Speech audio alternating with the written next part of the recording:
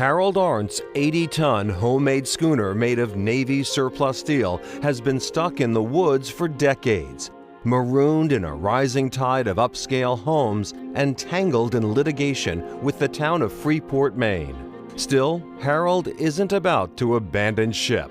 Our show's about magnificent obsessions, if you will, people who have sort of outsized dreams and pursue them against all odds. Would that describe you, Harold? Perfectly.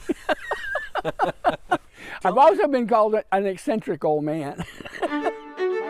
Eccentric, perhaps, but Harold Arndt is not crazy. A marine biologist by training, he has worked at Bowdoin College and Bath Iron Works. The design and innovative construction of the Island Rover is widely admired among local watermen. With no previous experience, Harold created steel bending techniques experts thought impossible. My boat designer brings students out here to show them that everything that's in the textbooks may not be correct. Among those impressed by Harold's skill and vision, Carter Becker. I've never seen a steel vessel so fair, so well built, with such classic designs and lines. That's the thing that brought me into the project.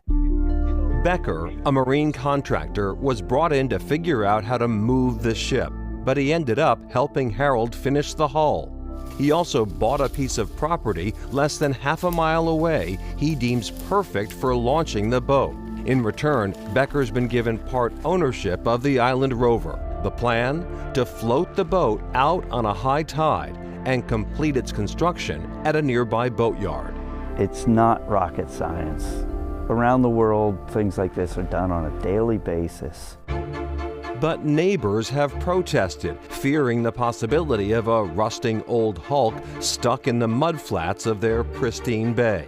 The town has refused to allow the launch. They're afraid of a canoe that got too big might tip over and stay in their view corridor. Well, this is a weeble that will wobble, but it won't fall down. A request for clarification from Freeport's Coastal Waters Commission went unanswered. Becker maintains that his proposal is quite routine and not risky in the least. In this town, the chemistry has changed to where they don't recognize that this is an everyday occurrence. We're dealing with the fear factor because they don't see it every day. Well, some of us do. As a marine contractor, I deal with this. But the situation remains in a legal stalemate. Some of Harold's supporters worry that the longer the Island Rover remains stuck in the woods, the more likely it will end up in a scrap heap. The great sadness would be it could be cut up in a few days. So 30 years of effort and workmanship and quality to build something that's so close to being done, to then destroy it? What a waste. What a sad waste of so much great creative effort. Time does march on, as we know. In your heart of hearts, do you think you're going to get through this town difficulty and you're going to get a chance to see this float? With those guys behind me, I am very, very sure that we will get this in the water.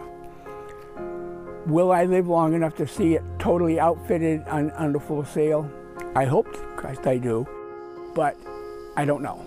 I'm 81. It'd be a shame in the sense that all Harold's dream is in that boat. That boat itself is awe-inspiring. You can't walk in those woods to see that boat and be a maritime or even a Maine coastal person and not be impressed by its size, stature. Former town councilman Ed Bradley worked for years to find a solution to Harold's boat problem, but concedes he couldn't get it done. Still, he is keeping the faith. I believe in Maine. I don't think Maine will punish Harold. I think Maine will let Harold launch his dream. Somehow, I believe that.